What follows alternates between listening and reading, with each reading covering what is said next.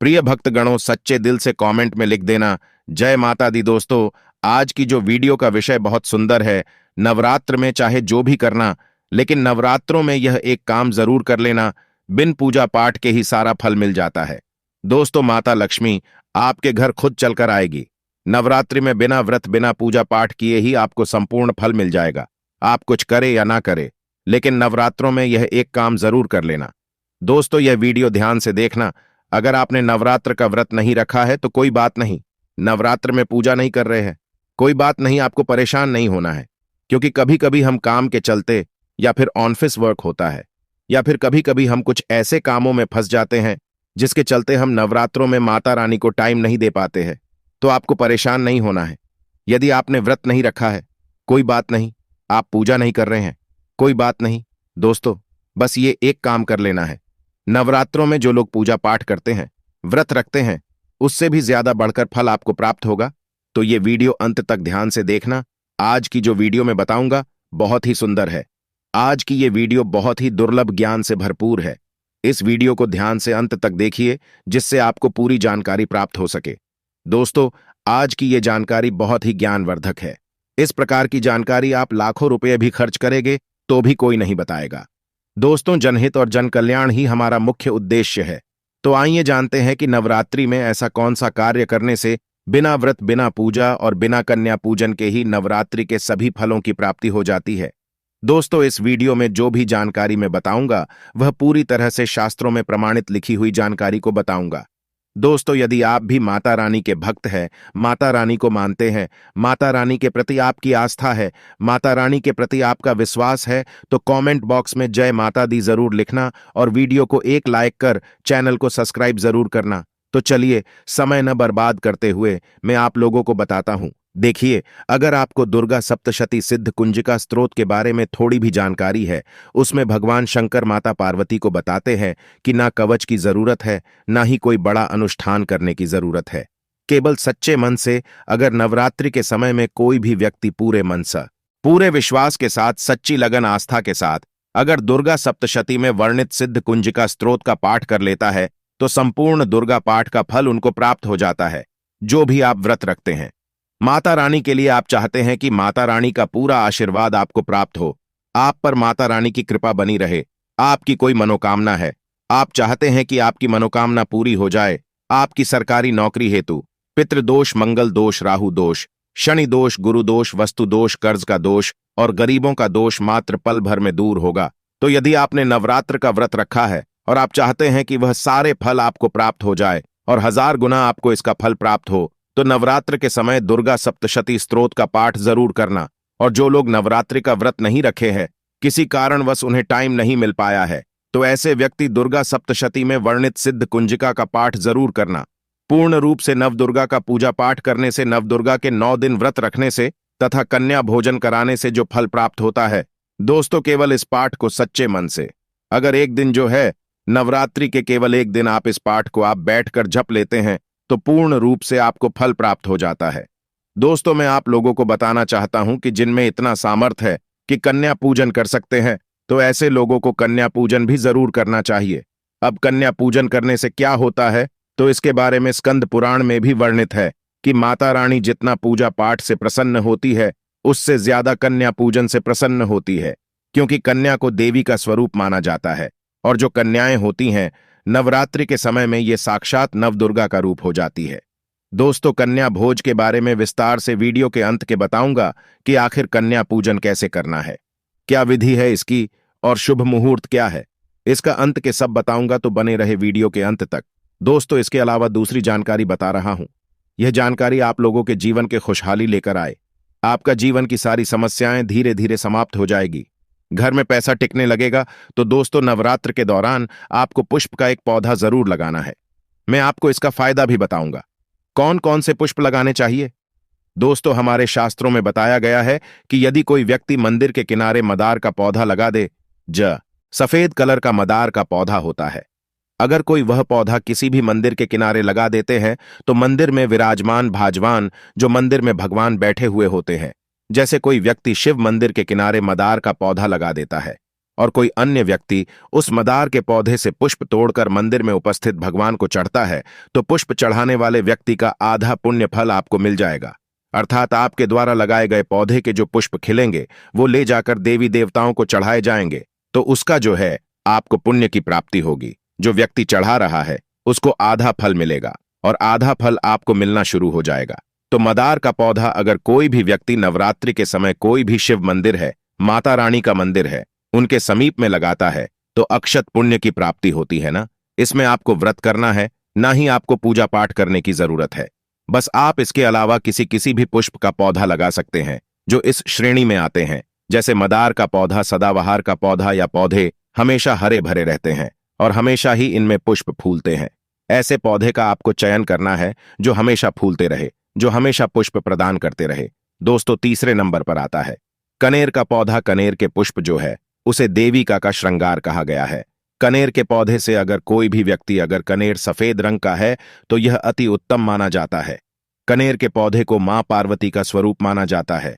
शास्त्रों और पुराणों के अनुसार माता रानी को यह पुष्प चढ़ाने से माता रानी बहुत प्रसन्न होती है। इसको चढ़ाने से गौदान के बराबर पुण्य की प्राप्ति होती है। इसके अलावा आप चाहे तो जासमान का पौधा भी लगा सकते हैं।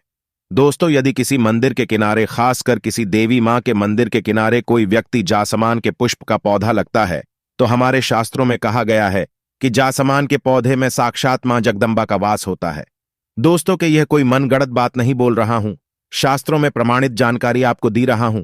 शास्त्रों में लिखा है आप माता रानी को 56 भोग लगाते या ना लगाए, माता रानी को श्रृंगार का सामान चढ़ाए या ना चढ़ाए, इससे कोई फर्क नहीं पड़ता। लेकिन यदि कोई व्यक्ति नवरात्रि में माता रानी को जासमान के फूल अथवा जासमान के फूलों की माला 11 या 21 की संख्या में पिरोकर माता रानी को चढ़ाता है तो उसकी मनोकामना पूरी होने से स्वयं ब्रह्मा भी नहीं रोक सकते। जासमान का फूल माता रानी को चढ़ाने से नवरात्रि में आपने माता रानी का व्रत रखा है, पूजा पाठ कर रहे हैं, कोई बात नहीं। अगर आप व्रत नहीं कर पा रहे हैं, पूजा पाठ में टाइम नहीं दे पा रहे हैं, तो जासमान के फूल या इसकी माला किसी नवरात्र के किसी भी दिन माता रानी को चढ़ा दे।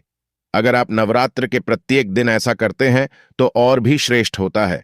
ऐसा कहा गया है कि कोई व्यक्ति अपने जीवन काल में नवरात्र के समय जासमान का पौधा लगा देता है और इसमें फूल आना शुरू हो जाता है और ये फूल देवी देवताओं को चढ़ना शुरू हो जाते हैं, तो माता रानी आजीवन ही आपकी मदद करेंगी, आपके ऊपर अपनी कृपा बरसाएगी और आपको अपना पूरा आशीर्वाद देंगी। और जब तक आप जीवित हैं तक आप कभी भी निर्धन नहीं रहेंगे। दोस्तों, आपको पिछली वीडियो में हमने बताया था कि कन्या पूजन 2023 में कब है और इसका शुभ मुहूर्त क्या है। आइए जानते हैं। लेकिन दोस्तों, याद रखिएगा, कन्याओं को ऐसा भोजन कभी नहीं खिलाना, नहीं तो आप उल्टा बर्बाद हो जाओगे। जानिए कन्याओं को क्या खिलाना चाहिए और क्या नहीं, कन्याओं को क्या गिफ्ट देना चाहिए और क्या गिफ्ट नहीं देना चाहिए। कन्या पूजन की संपूर्ण विधि आपको बताएंगे। दोस्तों, इस बार के नवरात्रि बहुत ही शुभ और मंगलकारी माने जा रहे हैं।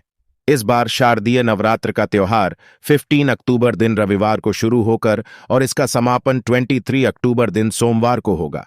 ऐसे में 24 अक्टूबर दिन मंगलवार को ही माता रानी का विसर्जन होगा। जो लोग माता रानी की स्थापना करते हैं, मूर्ति स्थापित करते हैं, वह लोग 24 अक्टूबर दिन मंगलवार को विसर्जन करेंगे। दोस्तों, नवरात्र की अष्टमी और नवमी तिथि को कन्या भोजन का प्रावधान है। इस बार महाअष्टमी 22 अक्टूबर दिन रविवार को तथा महानवमी 23 अक्टूबर दिन सोमवार को है। ऐसे में आप अष्टमी या नवमी में कन्या भोजन अवश्य ही कराए और कन्याओं को भोजन अवश्य ही खिलाए। शास्त्रों में 9 दिन के नवरात्र को बहुत ही शुभ और मंगलकारी माना जाता है और वही 8 दिनों के नवरात्र को अच्छा नहीं माना जाता है। ऐसे में 10 दिनों के नवरात्र को बहुत ही शुभ माना जाता है। शास्त्रों के अनुसार नवरात्र में माता रानी का पूजन करने से, कन्या भोजन करने से मां अभय वरदान प्रदान करती है। कुंडली में जो दोष होते हैं उन्हें ठीक करती है। श्रीधर की तरह ही सच्चे हृदय वाले व्यक्ति के सभी कष्टों का निवारण में शीघ्र ही कर देती है। मां की उपासना विनम्रता का विकास होता है। सभी कष्ट, दुख, इद्रा रोग सभी नष्ट हो जाते हैं। दोस्तों, नवरात्रि में मां दुर्गा का व्रत और पूजन किया जाता है, लेकिन नवरात्र के दौरान सबसे ज्यादा महत्व कन्या पूजन का होता है। दोस्तों, कन्या जो होती है वो फूल की पंखुड़ियों की तरह नाजुक होती है। कन्या पूजन सर्वोपरि है, सर्वश्रेष्ठ है।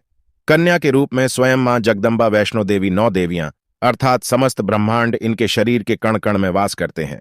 बहुत ही कम लोग जानते हैं कि 33 कोटि देवी देवता वास करते हैं। कन्या चाहे छोटी हो या बड़ी, वह सदैव का की तरह ही पूजी जाती है। दोस्तों, माना जाता है कि व्रत और उपासना से माता रानी इतना प्रसन्न नहीं होती है जितना वह कन्या पूजन से प्रसन्न होती है। नवरात्र में छोटी छोटी कन्याओं को माता रानी का स्वरूप माना जाता है। कन्याओं को भोग लगाया जाता है, उन्हें प्रसन्न किया जाता है और बदले में आशीर्वाद लिया जाता है। कन्याओं को प्रसन्न करने के लिए उपहार में गिफ्ट आदि दिए जाते हैं। माना जाता है कि यदि कन्याओं को कोई उपहार दिया जाए और वह उसे खुशी खुशी स्वीकार कर ले तो समझो माता रानी अर्थात मां वैष्णो देवी ने वह खुशी खुशी स्वीकार कर ली। जिन पर कन्याएं प्रसन्न होती हैं तो समझो उन्हें माता रानी का आशीर्वाद मिल गया और माता रानी की कृपा से मुंह मांगा इंसान मिलता है। कन्या पूजन कोई साधारण पूजा नहीं होती है। समस्त ब्रह्मांड में जो पूजा होती है उससे बढ़कर कन्या पूजन माना गया है। 10 बार यज्ञ करने से तथा 100 बार गंगा स्नान करने से और तथा 1000 बार तीर्थ करने से जो पुण्य प्राप्त होता है वह मात्र एक बार कन्या पूजन करने से करोड़ों गुना भक्त को मिल जाता है। इसलिए कहते हैं कन्याओं को सताना नहीं चाहिए, इससे माता रानी क्रोधित हो जाती है। कन्याओं की कितनी सेवा की जाए, कम ही होती है। कन्याएं मामूली नहीं होती। कन्या के रूप में मां जगदंबा स्वयं उनके मस्तिष्क पर विराजमान होकर आपके घर तक चलकर आती है। नवरात्र में 1 साल से लेकर 10 साल तक की कन्याओं का पूजन होना चाहिए। नवरात्र में अष्टमी अथवा नवमी को कन्याओं के पैर धोकर भोजन कराना, उपहार आदि देना दुर्लभ माना जाता है। ऐसा मौका कभी हाथों से नहीं जाने देना चाहिए। दोस्तों, अगर हो सके तो कन्याओं को हाथ पकड़कर उन्हें अपने घर में लेकर आए। दोस्तों, अब जानते हैं कि कन्याओं का स्वागत कैसे करें। दोस्तों, वीडियो में आगे बढ़ने से पहले वीडियो को एक लाइक करके चैनल को सब्सक्राइब कर लीजिए। जब कन्या आपके घर में आए तो सबसे पहले उनके पैरों को दूध और पानी से धोना चाहिए दोस्तों। फिर इसके बाद जमीन पर किसी साफ जगह पर कपड़ा बिछाकर उन्हें उस पर बैठाना चाहिए। उनके माथे पर अक्षत, फूल और कुमकुम से तिलक लगाना चाहिए। फिर उसके बाद उन्हें भोजन ग्रहण करवाना चाहिए। लेकिन दोस्तों, हमेशा याद रखें, कन्याओं की ताली में 3 पूरियां कभी ना रखें। इसे अशुभ नहीं, घोर अशुभ माना जाता है। 3 पूरियां तथा 3 रोटियां मरने वाले व्यक्ति के लिए निकाली जाती है। इसलिए याद रखें, कन्याओं को 3 पूरियां कभी न दे, लेकिन 1-2 पूरियां दे सकते हैं। इससे 3 संख्या बढ़ जाती है और दोष भी नहीं लगता। दोस्तों, भोजन कराने के बाद कन्याओं के सर पर लाल चुनरी उड़ाना चाहिए और खाने में आपको खीर, पूरी, हलवा, चना, आलू की सब्जी तथा छोले वगैरह की सब्जी खिलाना चाहिए। इसके अलावा पनीर की सब्जी भी खिलाई जा सकती है, लेकिन माता रानी को प्रिय भोजन खीर, पूरी, हलवा और छोले आदि ही है। लेकिन दोस्तों, गलती से भी लहसुन और प्याज का उपयोग न करें, वरना अनर्थ हो जाएगा। कई लोगों कन्याओं को कुरकुरे तथा चिप्स के पैकेट देते हैं। दोस्तों, इसे घोर अनर्थ माना जाता है क्योंकि इसमें लहसुन और प्याज का उपयोग होता है, जिससे आपका व्रत खंडित हो सकता है। तो दोस्तों, ऐसी गलती भूलकर भी ना करें। दोस्तों, कई लोग कन्याओं को डिब्बा बंद चीजें भी खिलाते हैं। दोस्तों, ऐसा बिल्कुल भी नहीं करना चाहिए। यदि कोई अस्वस्थ है तो ऐसी स्थिति में वह कर सकते हैं, लेकिन यदि आप बिल्कुल स्वास्थ्य है तो आप घर ने अपने हाथों से ही भोजन बनाकर कन्याओं को कराए। इसके अलावा प्लास्टिक के दोने में भी कन्याओं को भोजन नहीं करना चाहिए। दोस्तों, ध्यान रखें, यदि नवरात्र के बीच में किसी दिन शुक्रवार पड़ जाए तो आप भूल कर भी आप घर में कुछ खट्टा ना बनाएं और ना कोई खट्टी चीज कन्याओं को खिलाए, क्योंकि शुक्रवार का दिन माता संतोषी को समर्पित होता है और माता संतोषी नवरात्र के दिनों में सक्रिय अवस्था में होती है और वो भी नवरात्रि के दिनों में आपके घर आती है। इसलिए नवरात्र के दिनों में बीच के शुक्रवार पड़ जाए तो भूल से भी कन्याओं को खट्टी चीजें खिलाए और न ही घर में बनाए। कन्याओं को भोजन हमेशा स्टील या कांसे के बर्तन में ही कराए। दोस्तों, अंत में कन्याओं को धन और गिफ्ट दे। दोस्तों, गिफ्ट के आप उन्हें चॉकलेट, कपड़े, किताब, कपड़े आदि दे।